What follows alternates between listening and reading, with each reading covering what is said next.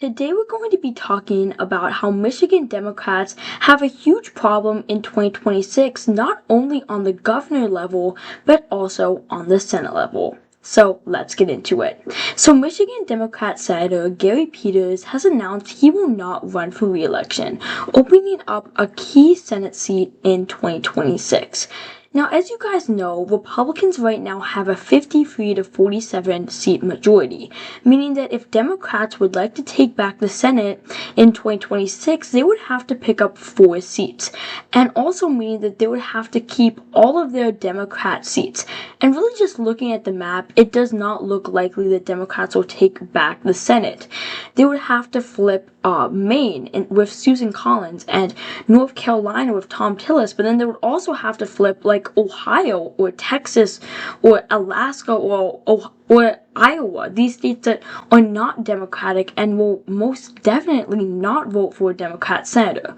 So looking at it objectively, it doesn't look too good for Democrats in the Senate elections in 2026, and they can definitely not afford for a Democrat to go down in one of their Senate seats.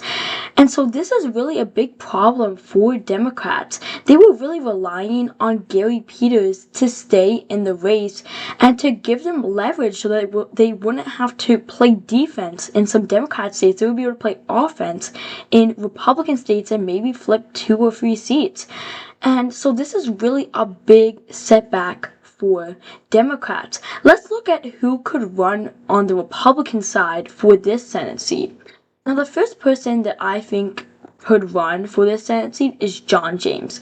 Now, for all of you guys who don't know who John James is, he is actually a representative from Michigan. He won his district by a little over 6% in this election. And he really did overperform because this district is a very competitive one. It's actually really a toss-up district, but he won by 6 points just because he is an overperformer. But this isn't the first time he has run for office. He actually ran for office in 2 Senate elections before he ran for Congress in 2022. And in those Senate elections, he overperformed too. Now, back in 2018, this was really a blue wave environment. Democrats picked up over 40 seats in the House, and the Senate map was very unfavorable, so they didn't pick up any Senate. They didn't have a net gain of Senate seats. But if you look at the margins that they won in these states, you can really see how it was a blue wave. You see in Wisconsin, Tammy Baldwin won by 11 points. Bob Casey in Pennsylvania won by 13 points. He actually went down this election.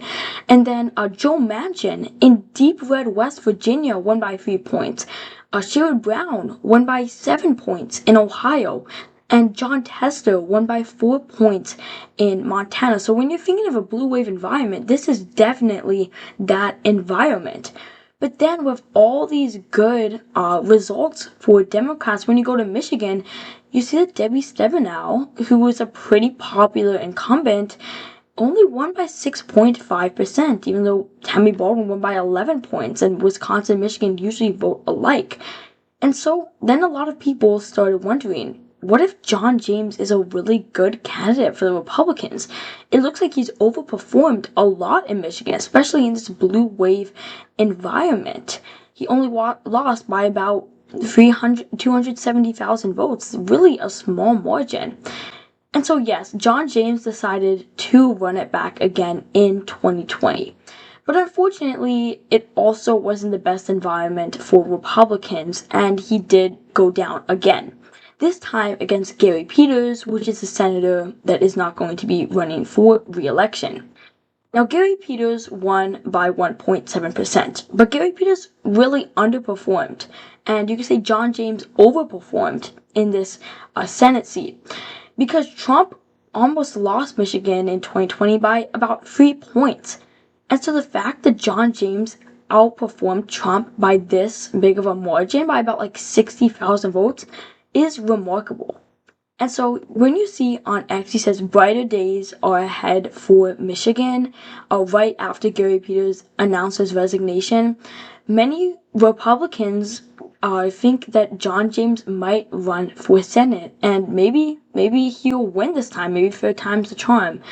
And so, with John James possibly running in Michigan, it just makes things so much worse for Democrats in Michigan. They're going to have to play some hard time defense in Michigan if John James runs. And then, what you see is you look on the Democrat side. Who are the Democrats going to run in Michigan? Gretchen Whitmer is a pretty popular Democrat governor. She won by about 10 points in 2022, which was supposed to be a more red wave environment. But she has ruled herself out for running for Senate, and that is a very, very big blow to the Democrats. Because Gretchen Whitmer, if she ran, I would say that she would probably win by a pretty big margin. She is a very, very popular governor of Michigan. And so this is definitely a big blow for the Democrats. And then you look at another person who's pretty popular on the Democrat side, Jocelyn Benson, Michigan's Secretary of State. She's announced she's running for governor. So then when you look at Michigan, you're like, who are the Michigan Democrats going to decide to run for Senate? You see the two really popular Democrats, they're running for governor or they're just not running at all. And so the one person that some attention has been going around to is Pete Buttigieg. Now, Pete Buttigieg served as Biden's Secretary of Transportation. And doing his job, he's been very unpopular, especially after he was the Secretary of Transportation. And also he actually served as the mayor of a town in Indiana. So a lot of people say that he's like a carpetbagger and just came to Michigan to run for office. And so looking at that, that's not good because you remember Alyssa Slotkin in the 2020 election, in 2024 election, she said that Mike Rogers was a carpetbagger. And you saw what happened to him. He lost by about like 19,000 votes. And so that's not good. Pete Buttigieg is not the best candidate for the Democrats. And so Democrats are really coming to a front where who are they going to put up in Michigan? Now, I do want to get it clear. I'm not saying that this is an automatic flip for Republicans. It's still going to be a pretty Democratic environment. As of right now, I think so. And so I think that right now Democrats are favored in this, in the Senate race, whoever they run. But I want to put it out of the picture that maybe John James might pull off an upset and win this Senate seat. Definitely do not take that out of the picture. And then, so yeah, we talked about the Senate race, but there's also another race that Democrats are really struggling in, and that's the governor race.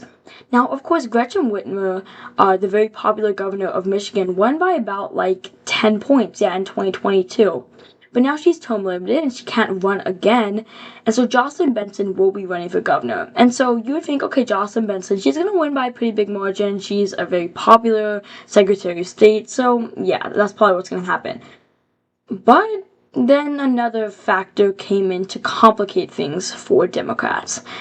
Democrat Detroit Mayor Mike Duggan has launched an independent run for Michigan governor. So basically, he's not going to be running on the Democrat side. He's going to be running as independent.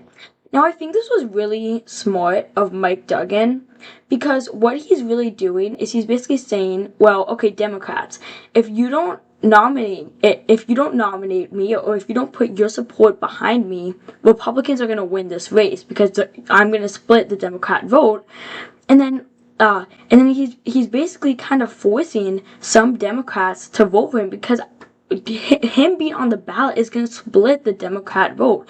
But it does look like Democrats are going to go full steam ahead with their own candidate, and Mike Duggan is going to split the Democrat vote. And so if you see a scenario where Mike Duggan gets some of the vote, Jocelyn Benson gets some of the vote, you could see maybe a Republican even winning this Michigan governor race because the Democrat vote would be split. And if you look at some Republicans who might run for governor, you might see Mike Rogers. Mike Rogers did pretty well in the Senate race. He was going up against probably one of the best Democrats that they could have chosen to run for Senate in 2024, Alyssa Slotkin. She's a massive overperformer. And even though Trump won Michigan by about 80,000 votes, she did pull it off by 19,000 votes. She won. Now, a big reason why she won was because of all these campaigns like the UST Party, Libertarian Party, Green Party, Natural Law Party.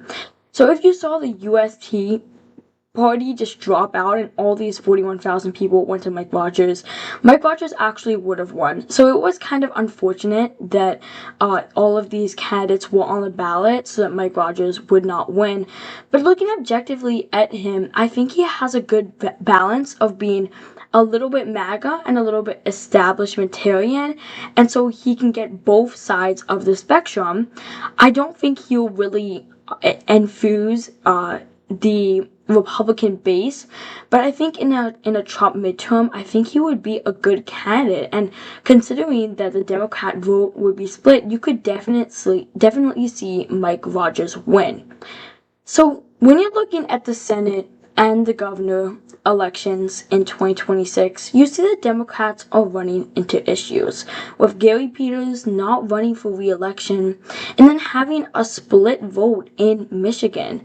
Democrats are going to really have to do some soul searching and find out a way how they can win in 2026. Otherwise, you could see Republicans flip the governorship and the Senate seat in 2026.